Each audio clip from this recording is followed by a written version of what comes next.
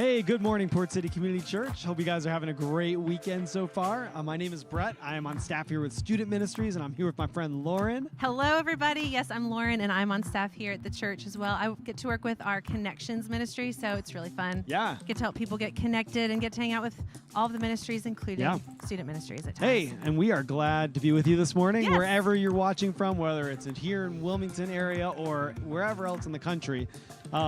We've had a great weekend here. The weather's been amazing. Yes, we are living the good life. We're living the California dream We are. on the East Coast. Feels great. Although it was a little hot outside just now. Oh my gosh. Cranked it up. We were outside just before, so. Yeah. You know, that's the beauty of where we live. In September, it could be 90 or it could be 75. True. So. But hey, we're excited. Yep. We have a lot of great stuff going on. So one thing we want to mention to you is Port City 101. So if you've not been to Port City 101 before, we want to let you know what it is. It is a great time to come and just get to be familiar with the church. You'll get to hear the heart of the church. But what's really the best part about it is that we get to meet you and we get to find out what ways you're looking to get involved and how we can help come alongside you and find a good group or find a good place for you to volunteer, or if you need care, just whatever it is that you're looking for. So if you're in Wilmington, we would love to have you. It's next Sunday at 10:45. And then at our other campuses, you can find all the information of when we offer them at portcity.church/101, and you can go ahead and register right there. So again, we'd love to have you. Yeah, what's awesome about that is the Connect card is really good if you're online as a way to connect, but Port City 101 is personal. It's like in person. Yes. And you get a chance to even see the building and kind of take a tour. So it's just a great opportunity to learn all about the church. Another awesome opportunity is coming up on September 25th. It's an event that we're calling Soar. And it's an opportunity to kind of look at how to have health in a lot of areas of your life. Lauren, you want to give a little more details? Sure. So we have never done anything like this before. Yeah, it's brand new. Yeah, this is going to be really, really neat. So we've, our care team especially has really been learning so much about just what's gone on over the last year and the impact that the pandemic has had, as well as just personal stuff that people are walking through. And so they created this event to really help people have a place to grow and invest in themselves spiritually, mentally, and physically. So it's kind of a whole body experience, which is so special to me because it's not just something you come and learn, it's something you get to participate with. And so whether it's a workshop that's about journaling and you get to learn how to slow down your mind a little bit, or it's a workshop that's a physical yoga class or an exercise group, or it could be a seminar on nutrition or any of the spiritual practices. There's even a lot of workshops on parenting, which I think is really, really helpful, especially if you're a parent in this current state, just to have some support in that way. So like Brett was saying, it is September 25th from 8:30 until 2. And there's 3 different sessions. And so how this will work is you can go onto our website and you can sign up for particular workshops, and you can choose the ones that you want. Now, if you're here for the whole day, stick around because there will be food trucks that are coming in at lunch, so there's a lunch break. But we would love to have you just choose the ones that seem like a good fit for you and come be a part of it. Yeah, that sounds like an awesome event. And if it were me and I wanted to sleep in, I'd sign up for sessions 2 and 3, and then I get the food truck too. So Right. And the food trucks are going to be super healthy. Yeah, always. Right. Food trucks, that's, but they're so good. They're so that's known for mentally health healthy food. to Yeah. have some good food, right? Yeah. So. Awesome. Well, we have another event tonight. It is the kickoff of our student ministry, our high school ministry called Ripple Effect. It's going to be in Studio 3 at the Wilmington campus at 6:30. It is going to be an awesome time to kind of kick off the school year for all of our high schoolers. We're doing a cookout with free food. It's kind of like a whole welcome back type of environment with free food and opportunity for students to really kick off the school year together, get small groups going again, and just have a great time with our high school students. So if you know of a high schooler or you are the parent of a high schooler, make sure they are at Studio 3 tonight at 6:30, and we would love to do everything we can to connect them to what God is doing through our high school ministry at Ripple Effect. So really excited about that. Yeah, and I think it's really important to know that stuff's going on, even if you don't have a high school student or if you don't live in town, just to know that that's happening so you can be praying for these students and their leaders. Just that that church-wide prayer is just so important. Yeah, even the Soar event. If it's something you can't be a part of, you know that there are people in this community that are going to be gathering on the 25th to kind of find wholeness. Right. And you can be praying for that. Yeah, so. And there's local vendors, I forgot to tell you guys that are coming with resources. So it really will be a time to do awesome that. event. Well, hey, we got 10 seconds left. Make sure you have everything you need for the gathering, and we're going to be together. And I'm going to send it to Jeff. Good morning, Port City. How are you guys doing this morning? Good. Awesome. I was happy to wake up this morning and it finally felt like fall. Did you guys catch that, or did you wake up too late and now it's blazing hot outside? I knew my 9 o'clock people felt it. 11 o'clock, you guys sleep in too much, but that's okay. I'm just kidding. I'm an 11 o'clock person usually too. Anyways, I'm glad it's fall. How many of you guys have already had something pumpkin spice flavored? How many of you guys have something pumpkin spice flavored in your hand right now? Anyone? Yes, one person. I thought it was gonna be like a lot more than that, but it makes me proud of our church to see that we're not addicted to pumpkin spice things. Anyways, I hope you guys are doing awesome. We're glad to be together as a church today and to be headed into this next season together. And I wanna tell you about something really awesome that's happening. If you were here this summer, we had a party in the parking lot. It was called the Parking Lot Party. In a burst of creativity, we named it that. And we hung out, we had food trucks, we played games, and we have another one coming up, another parking lot party. It's on September 19th after the 5 o'clock service. And it's really just a time for us to be together as a church, to have fun together as a church, to share a meal together as a church, to play some games. And it really is awesome. If you weren't at the last one, I don't want you to miss this one. I had so much fun, and I know that you guys will as well. So again, that's September 19th after the 5 o'clock service. There'll be food trucks. I think PT's is gonna be there, To Go Boys, and a couple other awesome food trucks with great food. So don't miss out on that. We would love to see you there. So we're about to jump into a time of worship, and we're gonna sing a song. It's called Lean Back. And this is a song that we sang quite a few times. You might know it. But I love singing this song because to me, it feels like an invitation. It feels like an invitation to recognize a truth and to step into a truth and to live into a truth about God being our loving Father. And it kind of reminds me, whenever I was a kid, I would have a bad dream. And I know a lot of us did this whenever we were kids. We have a bad dream and you wake up, and where do you run? You run to your parents' room, right? And I remember running into my parents' room and laying in between my parents and finally feeling like I could rest easy because my dad was there. And whenever I sing this song, I get that same feeling, that same reminder that whenever we come before our Father, in His presence, we can rest easy because He's there. And in His presence, there's protection and there's hope and there's the absence of fear. And as we sing this song today, I want us to sing it as a recognition of that truth, as an invitation to step into the reality that His presence is here today. And because His presence is here, we can worship in comfort. We can worship without fear. We can know that He's right next to us the whole time. So let's stand and let's sing this song today as a proclamation of that truth.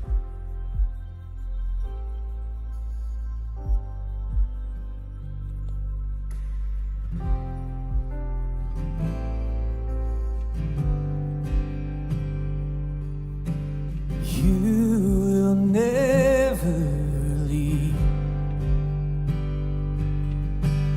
love sustaining me. Before I even knew what love was,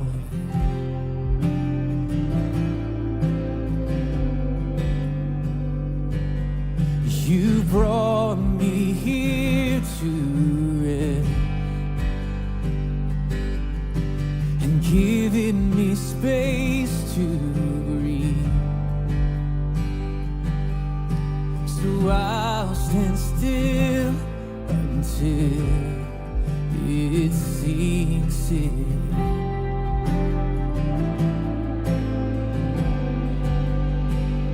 So I will lean back in the loving arms of a beautiful Father.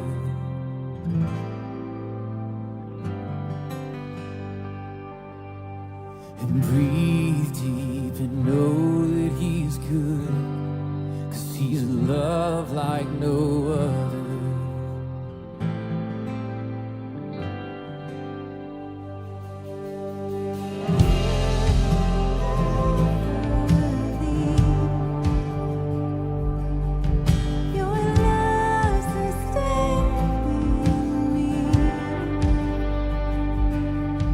Before I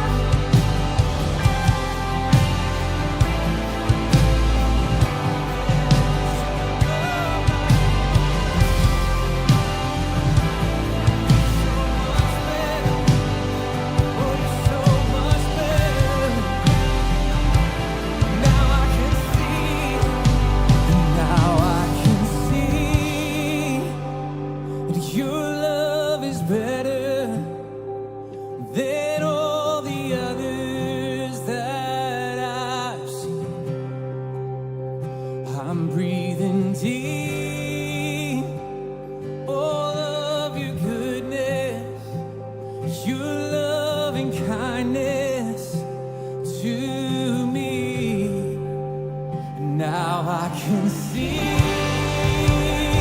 that your love is better than all the others that I see. And I'm breathing deep in all of your goodness, your loving kindness to me. Now I can see that your love is better than all the others that I see. And I'm breathing deep all of your goodness, your loving kindness to me. And I will lean back in the loving arms of a beautiful Father.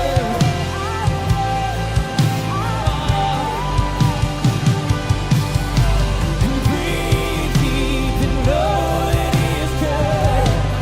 Oh, He's a love like no other. And now I can see, now I can see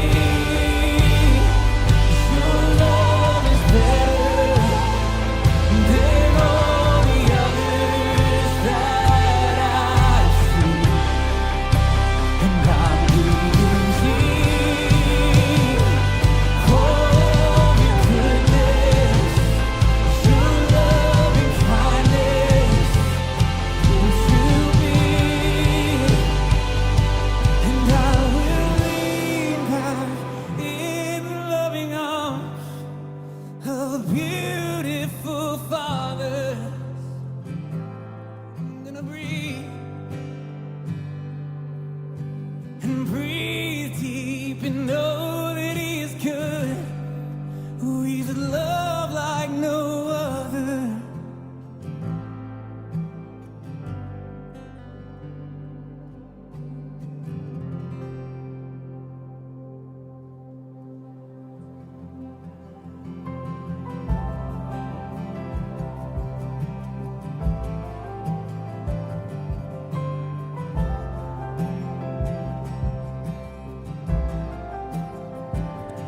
In my mother's womb, You formed me with your hands, known and loved by You. Before I took a breath, when I doubted, Lord, remind me I'm wonderfully made. You're an artist and a potter, I'm the canvas and the clay. And You make all things work together for my future and for my good. You make all things work together for Your glory and for Your name.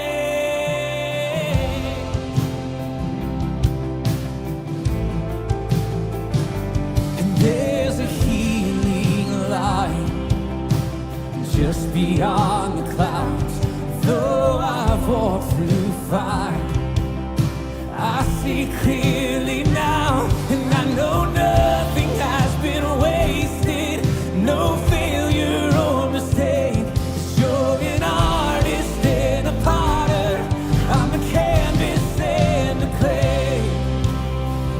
And You make all things work together for my future and for my good. You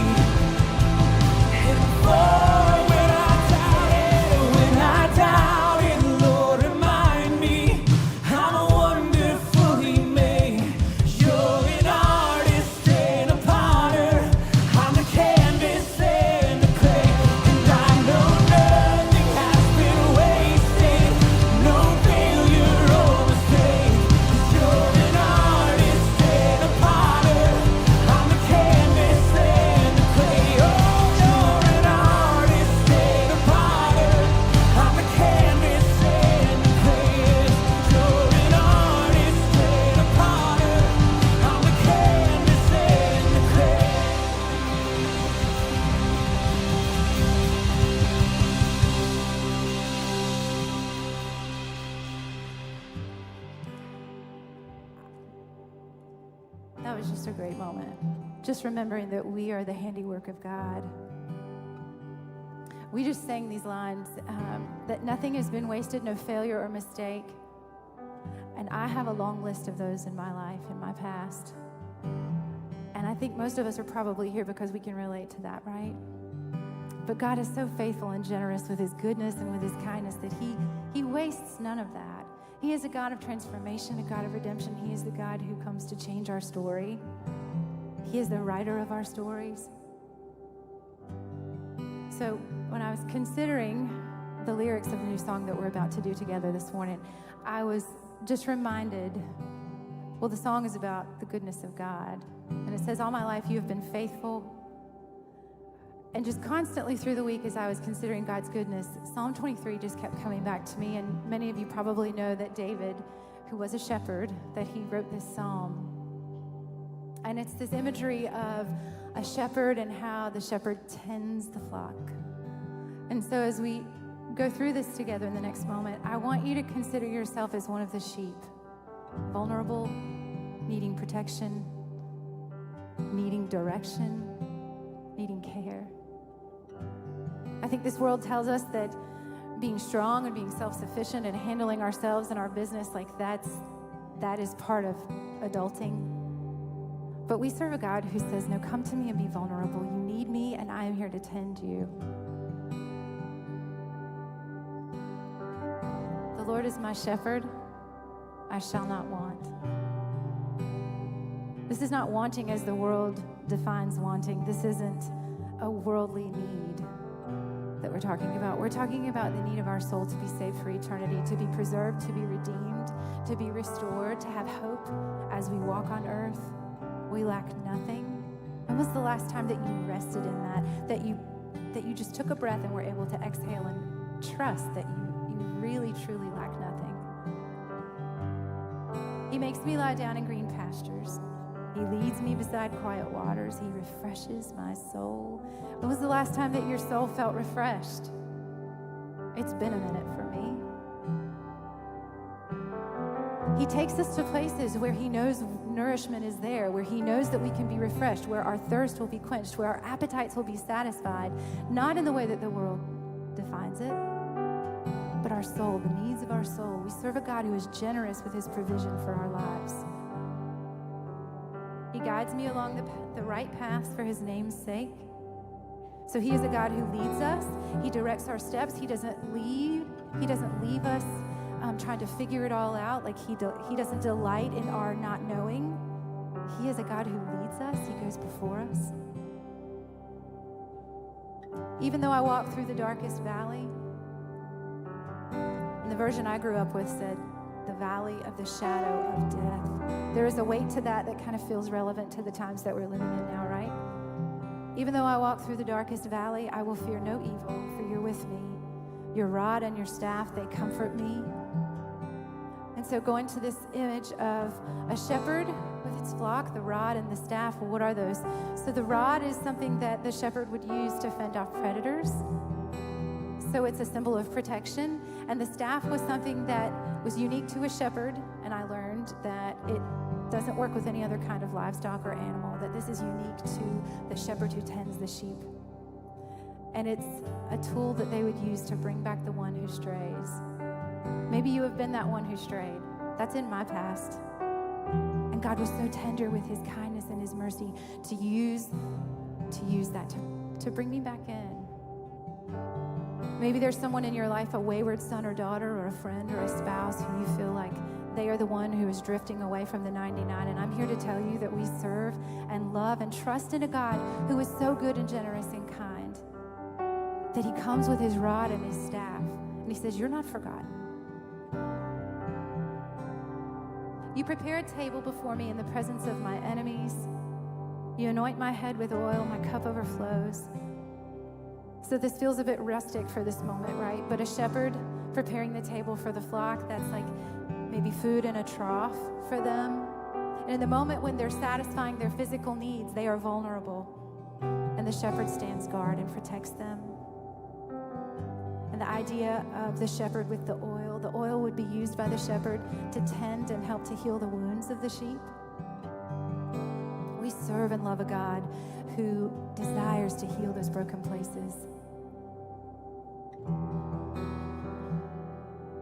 Surely your goodness and love will follow me all the days of my life. The version I grew up with said, surely your goodness and mercy will follow me all the days of my life. I know in my life I need mercy to be following after me because I have left a mess in some places. And it's only God's mercy that is able to help redeem and clean that up for me. His goodness and mercy will follow us all the days of our lives. So he is a God who leads us. He goes before us and he leads us. He's a God who follows us from behind. And he's a God who walks with us. And I will dwell in the house of the Lord forever. Friends, let us take comfort in that today, that as we sing these words, that all my life you have been faithful. I can tell you that in our lives, there are going to be things that we go through where when we're going through them, we do not see God's faithfulness, but when we look back on those times, God's faithfulness is plain as day. As we learn this new song together this morning, I invite you to just consider the goodness of God in a new way and that you would cling to that and see yourself as the sheep who belongs to the flock of a mighty shepherd.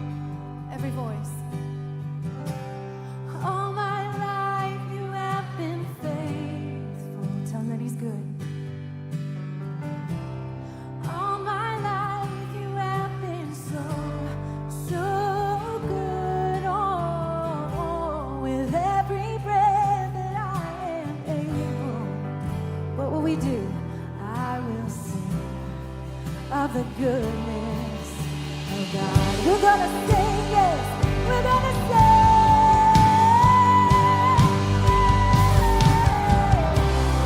All my life you have been faithful. All my life you have been so, so good. Oh, with every breath that I am able, oh, I will sing of the goodness of God. Oh, I'm gonna sing of the goodness of God.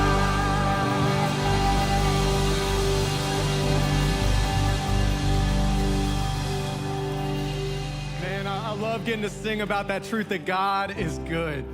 He's good in the midst of uncertainty. He's good in the midst of craziness. God is good. Can we celebrate that this morning? Yeah, you guys can have a seat. And because the God that we serve is good, we get to reflect his character as people who follow him, right? We get to be a picture of that goodness in the world. And I think a really cool example of that we got to do recently was Stuff the Bus. So if you guys remember this summer, we asked you guys to bring in different school supplies, gift cards to go to help different families in our community get ready for school. And you guys did such an awesome job with that. Through us and other organizations in our community, Stuff the Bus raised over $58,000 this summer to help local families. Yeah, we could celebrate that. And I love that picture of generosity because there's a reality that this coming week, there's a kid walking into school with a backpack on their shoulders that they have because you brought it here. That because Stuff the Bus did what they did and got those supplies to the people that needed them. Like, I love thinking about that there are people in our community who have things to help them go into school because we got to be a part of giving those things. And I think that's such a beautiful part of generosity whenever we get to see it play out. And that's not why we do it, right? But it's certainly awesome whenever you do get to see it. And part of what we believe here at Port City is that God sets the vision, but generosity sets the pace. So God is going to accomplish what he needs to accomplish, right? God has a plan and he's going to do what he's going to do, but sometimes his people get to determine what that looks like and how that plays out. And that's why we invite you guys to give each week as a way to be a generous church, as a way to be a part of what God is doing here. And I hope that whenever you give here, it feels the same way that it does at Stuff the Bus, where you get to see what happens with what you give. It's not just, you give your money and you never see the fruition of it, but we actually get to see it, right? Like, what's happening here on Sunday is happening because of your generosity. What's happening down the hallway today with our kids is happening because of your generosity. What happens throughout the week here with college students, high school students, middle school students, at Refuge, all these different environments happens because of your generosity. And not only the things inside of the walls, but so much happens outside of the walls of the church in our city, in our region, in our world, with different organizations that we partner with because of your generosity. And that's such a beautiful thing to get to be a part of, and it's such a beautiful thing to see. So I hope that you guys know that we are grateful to be a generous church, and we are grateful to walk in that with you guys. So thank you for doing that. And shortly, Mike's going to be out to continue our series, Welcome Home. And in the meantime, if you'd like to give, we'd love to invite you to do that. There's a few different ways you can on the screen.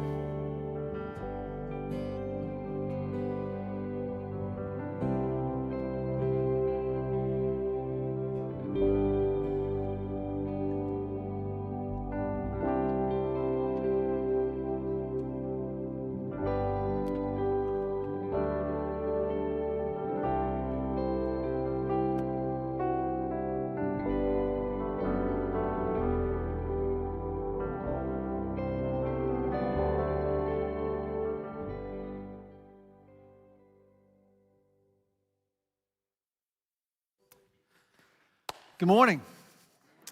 Good morning. It's great to see everyone and welcome everyone who is watching us online. And this morning, we have a whole group of people who are gathered actually in a real building in Leland that belongs to us. That's a long story. Not for long. It's going to come down eventually as we build something new there, but at least it's a good start. They're not like kind of running all over the place, and they're able to meet. So we're glad you guys are there and stable for now. This morning, I'm really excited about, this is part 4 of a series called Welcome Home.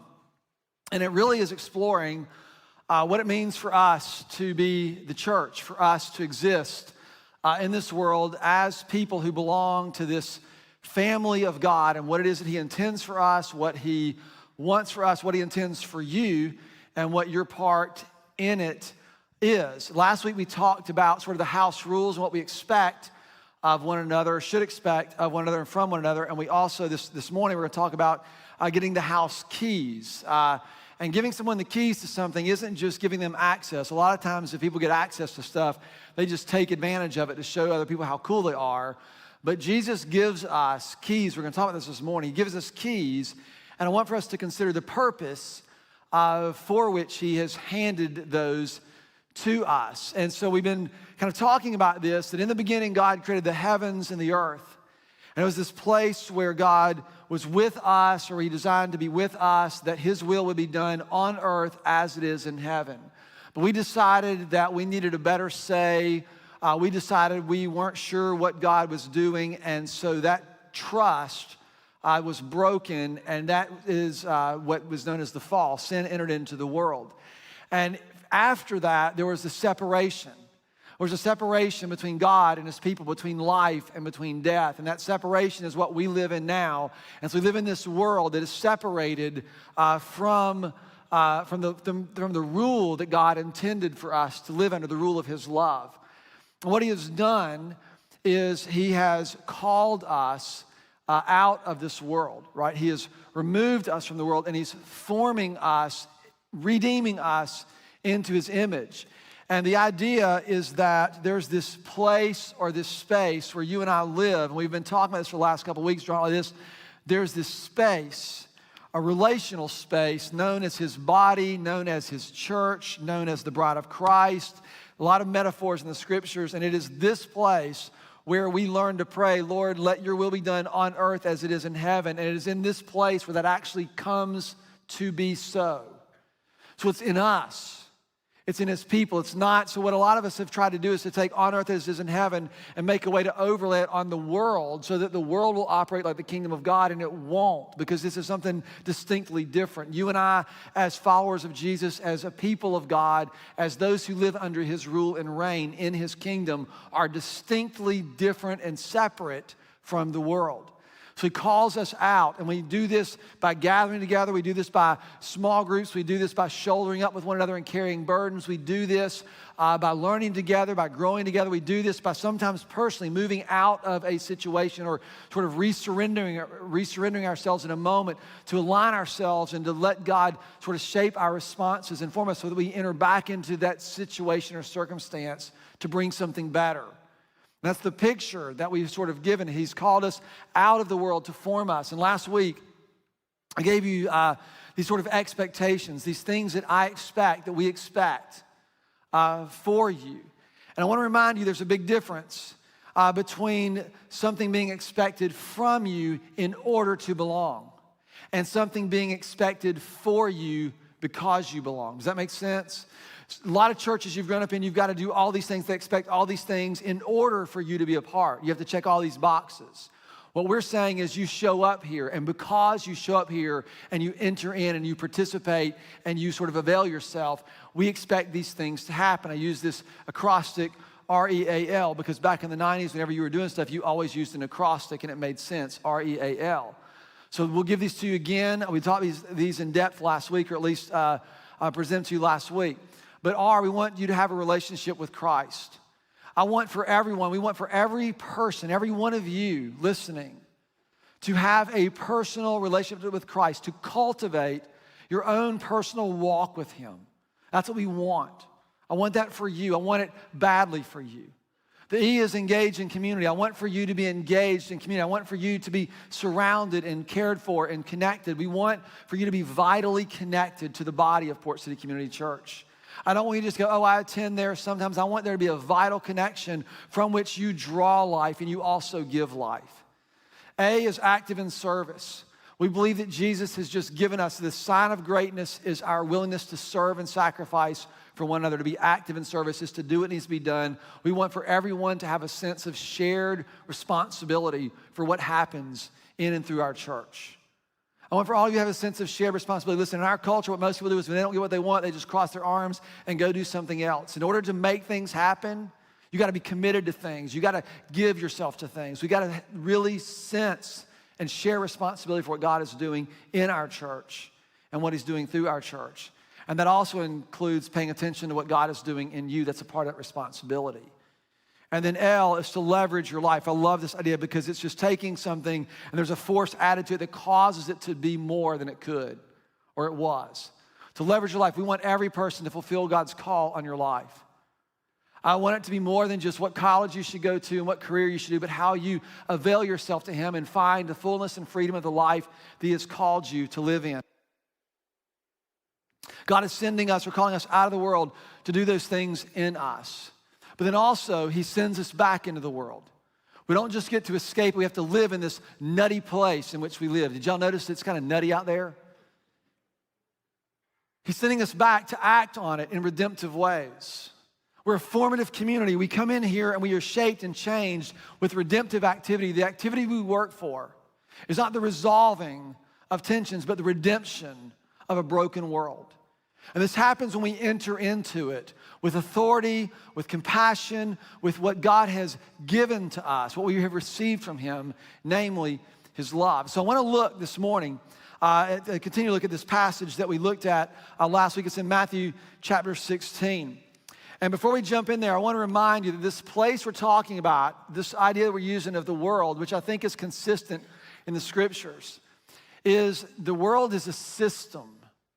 It's a system that operates separate from life with God. So if in this space we live under God's rule and reign, out here lives separately from it. And when you live separately from God's rule, when you live separate outside of the rule of love, the only thing you have is really the rule of law. The only thing you have is the capacity to make and force systems, to make and force compliant behavior for people who are willing to cooperate together and to live under that particular system. It creates cultures, it splinters cultures with all these things. And this is rooted, I don't have time to go into this. We're going to talk more about this in a series in a couple of weeks. But this is, I think, and I don't have, again, a lot of time, I think this is governed by fear. And I think it operates sort of in this realm or these cycles of fear and of pride. The world is a system that operates separate from God, and it operates in a way that it holds everything captive that God intends to redeem. There's everything in this world that we see. Nothing is outside of God's longing to be redeemed. No person is outside of God's longing to draw them into the way he's called them to be.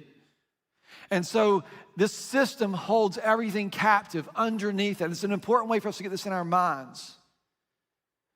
Now, what's interesting, and I want to just kind of set this up, when I think about fear and pride, these are more subtle and insidious than what we think. Most of us would not describe ourselves as being proud or prideful, but there's elements, or even fear or fearful. But there are elements in us that sort of give us clues. When I talk about pride, I'm talking about a way in which sort of demands our way and is insanely threatened when anything violates that. When we sort of mantra ourselves on sort of being self-sufficient, not needing another person or another thing. When we pride ourselves on sort of being able to make our own way, being a self-made man or a self-made woman. These are all elements or roots of pride. Self-centeredness, self-absorption, self-sufficiency. These are all markers of how we sort of end up depending on or living in this sort of place of pride. And fear is obvious in a lot of places. There are so many people who are afraid. We're afraid of the economy. We're afraid of the political tension and turmoil. We're afraid of what's going to happen, the uncertainty that looms in front of all of us. There's sort of a pervasive fear in our culture we can all agree with.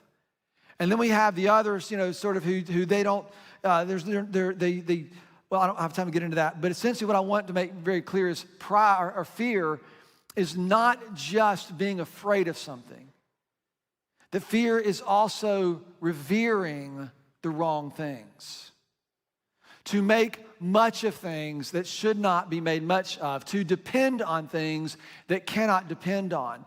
In this world, the only thing that we have that sort of brings the measure of stability is this rule of law. And I want to be really mindful, because what we tend to think is that as the church, if we can just get this system overlaid on this system, the world will be fine. That's not how it works. When I look around, and I know there's so much madness around the government and around the laws, and whether it be the mask mandate or whether it be all the stuff that's happening in Texas, all of this stuff, and there are very strong opinions on these issues. I don't know if you're aware of that or not. People come out of their seats over this. And when I look at this, and I've been wrestling with this for a long time. I grew up sort of the Christian right? I get it all. I understand. I love the country we get to live in. I love all those things. But I look at this point in my life with the perspective that I feel like God is continuing to reveal or show or demonstrate. What I'm learning is it makes me sad. And here's what it reveals. It reveals that all these systems are insufficient for what human beings really want. It's just insufficient. It just cannot be done the way we're intended to on earth, apart from the will of God being done here just like it was intended. It just doesn't exist. This world is hopelessly separated from the rule of God's love. And he invites us in, and then he sends us out. So I want to explore this, because let me give you one more thing, this will set this up. Then we'll jump into Matthew 16. I got some time here. So the way you can sort of monitor this, and I've told you that whenever you're having conversations centered on fear and pride, you're never having redemptive conversations. And they're usually marked by hyper generalizations. They're usually marked by these sweeping statements about what will be if this happens, and it's just off the cliff and everything. It's just these sweeping generalizations about policy and statistics, and well, here's a study that says this, and here's the thing that says that. And it's almost always sort of in a general view. It's a sweeping overgeneralization, oversimplifying, reducing or removing the humanity part of it. It doesn't matter what issue you pick, but this is how people end up standing on issues rather than walking with people. Because in this moment, we sort of remove that, we make people objects, and what happens is things get very impersonal. And sort of we live in the sense of the general and the impersonal. And so I want you to just sort of file that in your brain for just a second. Now let's look at Matthew chapter 6. These cycles of fear and pride, they fuel the worst parts of humanity. And they perpetuate continued separation. If we haven't seen anything in our culture, you should at least be able to say, yep, that's what we're seeing. If you think there's any discourse that you're seeing in our culture currently that is moving towards unity and harmony and whole, I don't know where it is. It is a perpetual division and separation and removal from one another. And so enter in what God invites us into, what Jesus has actually done for us. Matthew chapter 16, this comes after the Pharisees, the religious rulers, the governing authorities of that day and age. They're coming to Jesus going, give us a sign, do something cool so we'll know who you really are. And Jesus says, I'm not giving you a sign. I love this about Jesus. He said, you already have one. I'm not giving you another one. And then he teaches his disciples, and they begin to understand that what Jesus is calling them to is something fundamentally different. And they're beginning to understand this. And then Jesus sort of takes a poll to find out what the word on the street is about. And we talked about this last week, Matthew chapter 16. He says, hey, who are people saying that I am? And some say that he's John the Baptist, and some say that he's Elijah, and others say he's Jeremiah, one of the prophets. And I mentioned Elvis, and no one thought it was funny. I actually had several people email me who thought that my Elvis joke last week was really underappreciated, which I was very grateful that someone actually noticed. And then Jesus turns and he makes it personal. He says, who do you say that I am? The thing I love the scriptures. As the scriptures have become less principle-oriented and soundbitey to me, like a lot of us read like sound, let's get a soundbite, let's get a tweet, let's get a nugget so we can fire something out there, a principle we can apply. And you start to to enter into what is happening. And you start to sense and feel sort of Jesus' invitation to sit and to meet him in this place. It's opened my eyes in ways that I can't even begin to express. I have just a renewed passion and a renewed, I don't know what the word is, just to enter into this. So this is what I've been doing with this passage, reading it over and over and over. And so try to imagine, who do you say that I am? I don't know if there was a moment of silence or some quiet as they all kind of milled. Who do I say that he is? He's a carpenter. I mean, who? And then Peter sort of breaks the silence, if you will. And in verse 16, he says this. We'll put this on the screen so you can see it. Simon Peter answered them, and he says, you are the Messiah. You are the long-awaited one. You are the one whom the prophets have spoken of. You are this person, the Messiah, the Son of the living God. You are the Lord. That's what he said. You are Jesus the Christ, the Messiah. You are Lord, Son of the living God. This is a declaration, a confession of his supremacy, of his lordship, of his rule and his reign. That's how this would have been interpreted. You are the Christ, the Son of the living God. I love what Jesus says to him. Simon, you didn't just think of this on your own. It wasn't logic. It wasn't proof. It wasn't evidence. What does he say? Flesh and blood did not reveal this to you, Simon, son of Jonah, but rather it was revealed to you by my Father who is in heaven. This demonstrates for us the way we come to him. When Jesus says, seek first the kingdom of God, when he says, seek and you'll find, ask and you'll be answered, knock and the door will be open, he's saying for us to come to him and to look and to pursue and to ask. And he reveals, he shows himself, he is faithful to do that. And he continually does this as we posture ourselves to learn and to listen and to pursue him. And so he says, this was revealed to you by my Father who is in heaven.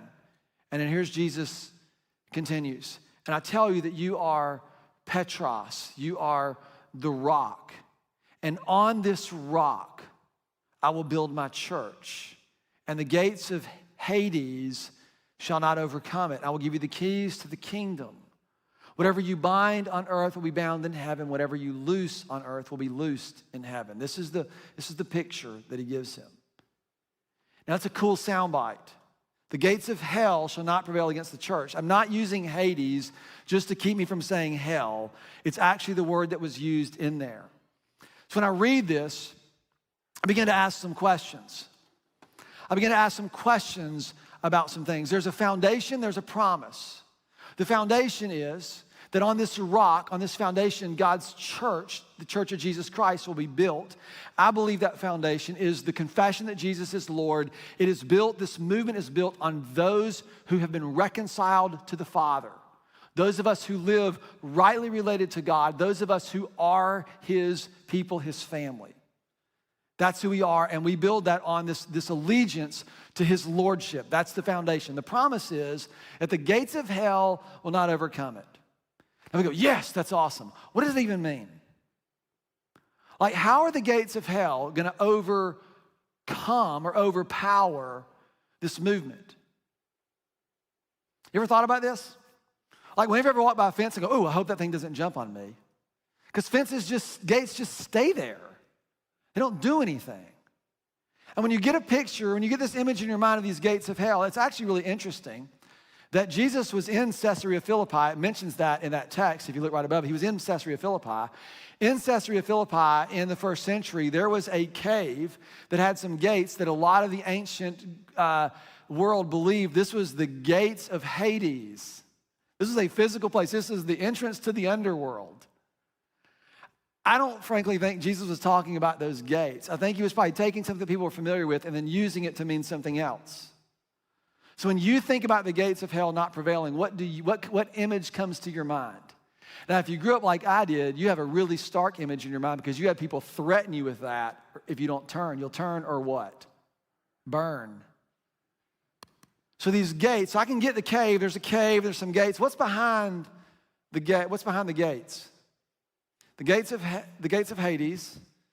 There's these gates. What's behind it? What does it look like? Probably like orange and red and yellow, fire, smoke. Is this the image you have? It's the image I've always had.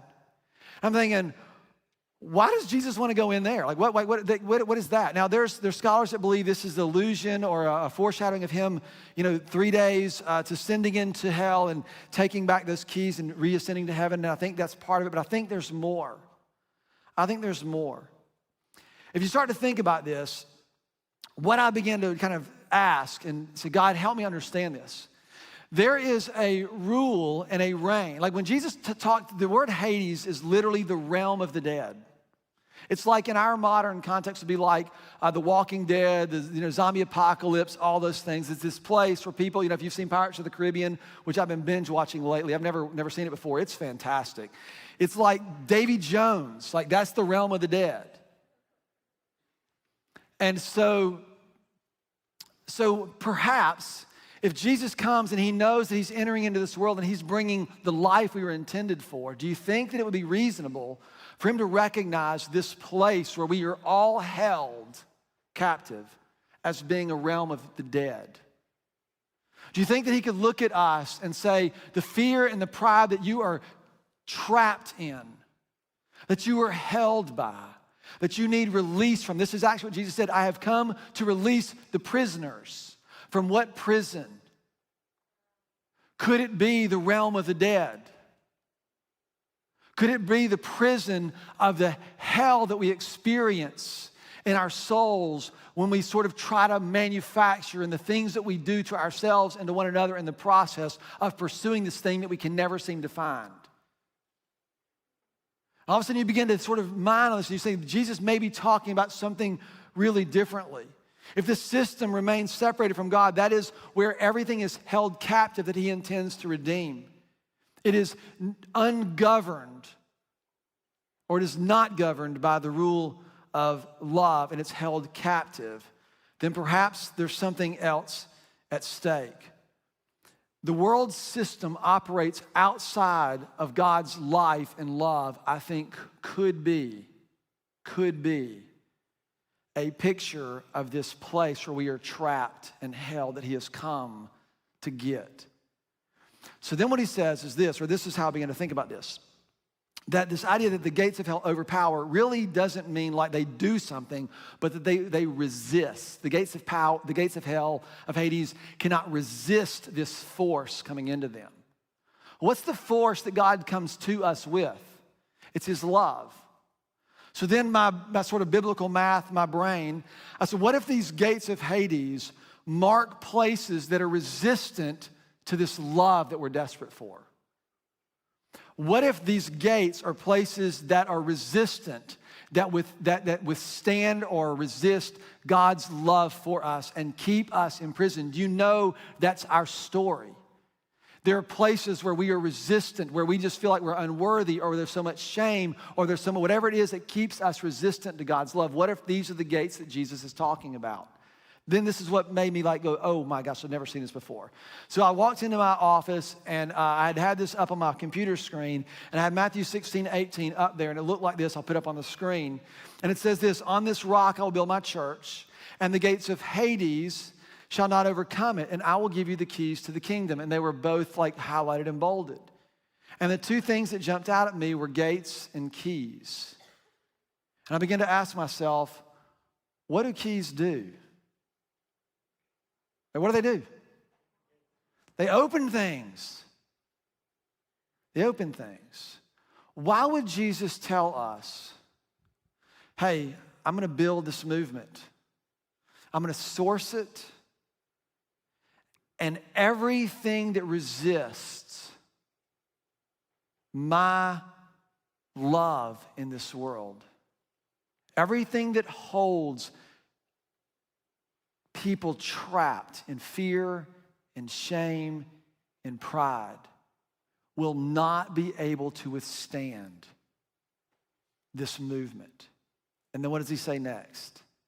So I'm giving you the keys to the kingdom of heaven. Now, Matthew uses the kingdom of heaven synonymously with the kingdom of God. There are reasons we don't have time to get into. But I think we all can agree that the keys that he is talking about are not literal keys to the pearly gates. So at the end of our lives, you have to ask Peter, we give him our ticket, and he opens these gates and lets us in. We know that's not what he's talking about. I assume we know that. So what if the keys to the kingdom were given to us to unlock the gates of Hades? What if he handed you the keys to make sure that you moved into this world to unlock and to set free and to do the kind of work that kept people from being trapped in these places that keep them apart, separated from life, which is literally death? What would that look like for you and for me? What kind of authority would that be like for you and for me? The keys open places that were once resistant, and they paved the way for us to receive. They paved the way for us to receive. Think about this. If you start to take seriously what God has actually entrusted to you, and you enter into someone and you unlock someone else's, you are the way in which you offer yourself to another person, that love is not resisted and they open up to you. You know what comes out when you unlock the gates of Hades? A mess. You walk into a mess. And this is exactly what Jesus modeled for us. This is exactly what he has invited us to live. And I began to think about this, that what happens to us and what we need to remember when we're called is this is not about overlaying our system that we figured out here over the world. It's about us moving into the world with redemptive activity, with keys that unlock and work to set people free. A person, a human being. And what you have to do is you have to get very, very close to someone. It's interesting, I was thinking about this, because in the world system, it's all built on generalities. And if you don't get general anesthesia, what kind of anesthesia do you get? What'd you say? Right. I was like, what? I've never heard of that before. You get local. You get something that's proximate. You get something that's in front of you. You get something that you can reach. And if you're not impersonal, what's the opposite of that? Anybody recognize this? Over here, you'll stand on issues and you'll always use God's kingdom as a system to solve problems. If you learn this, you learn to walk with people. And you learn the redemptive force that the gospel has actually made available to you. It's to get local, it's to get personal, it's to listen, it's to understand, it's to enter into things with people. This is how God has called us to live. We are a formative community. You are being shaped and we are being shaped. What affects you affects me. What affects me affects you. It is us together. It is very complex. The more people you bring into the mix, you know that, right? Because people have all kinds of crazy opinions. And a lot of them are wrong.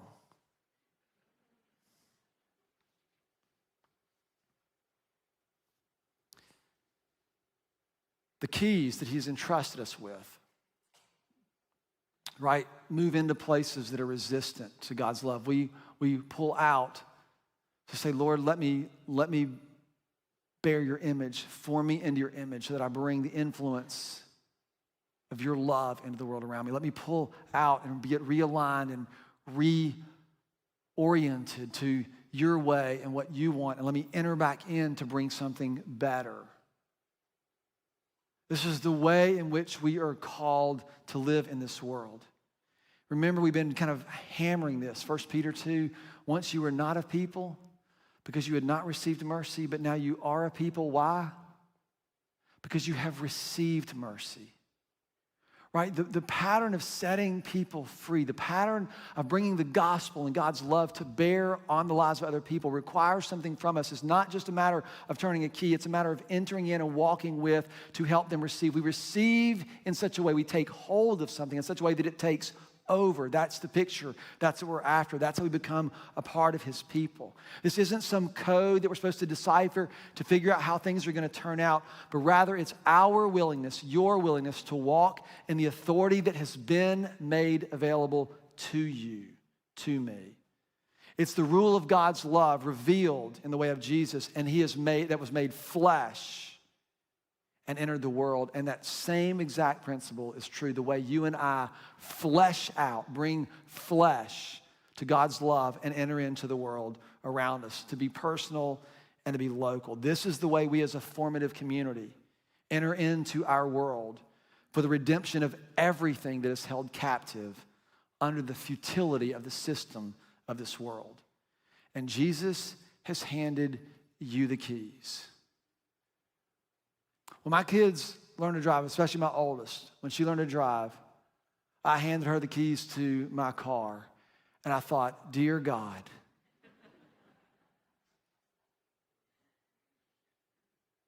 right? This is the picture. We have been handed authority and responsibility and mission and vision. He's invited you and I to re-enter into this world to this afternoon and tomorrow to bring the integrity of his image of who God is and to bring the influence of his love. This is a beautiful invitation for us, and it is more available than you can imagine. It is easier to step into. A lot of us are going, I can't do that. Yes, you can.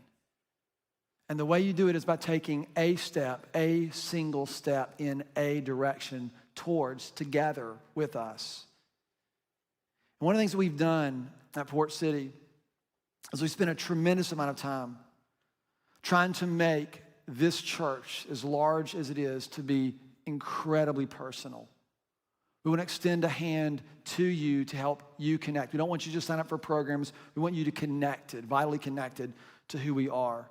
We want you to be a part of our church in meaningful ways that continue to contribute to the formative work in your life and also the work that he has for us. And so I want to close. I want to share with you a story of Scott. We call him, for a long time, he was just known as Volunteer Scott, or Scott with a stash of snacks. Better clarify that. And his story is such a pointed picture of how one single step causes you or transforms or turns or causes you to become a part of something that you did not know was available. So let's take a look at Scott's story.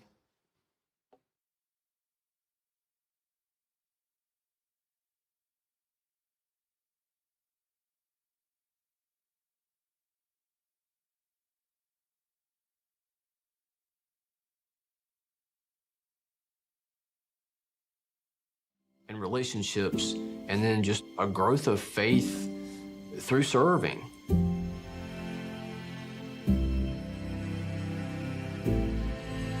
I found myself just in debilitating depression. Everything was just collapsing on me emotionally. I was away from the church for 25 years, but seeking some healing and some counseling, I ended up coming to the church here and meeting with Dennis. I came in thinking that I'm going to share my problem, and then Dennis is going to fix it.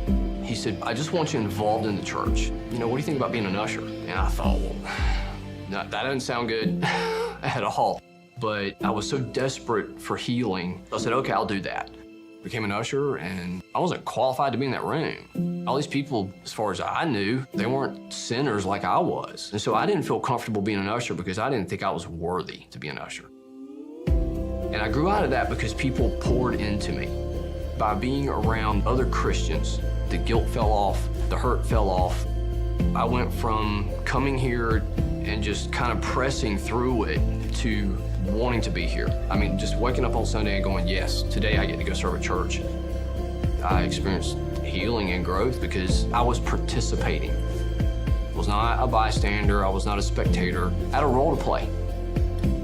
Started out as zero confidence usher 6-7 years ago, and now I'm leading an usher team. I'm serving breakfast to the band on Sunday mornings. I come in here during the week and help set up and clean the green room.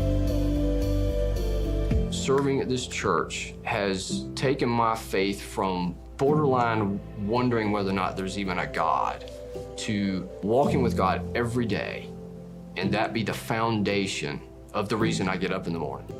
This is where I'm supposed to be. This is my community. God has put me here for a reason, with a purpose, with a role to play. Yeah, this is where my people are. This is my home.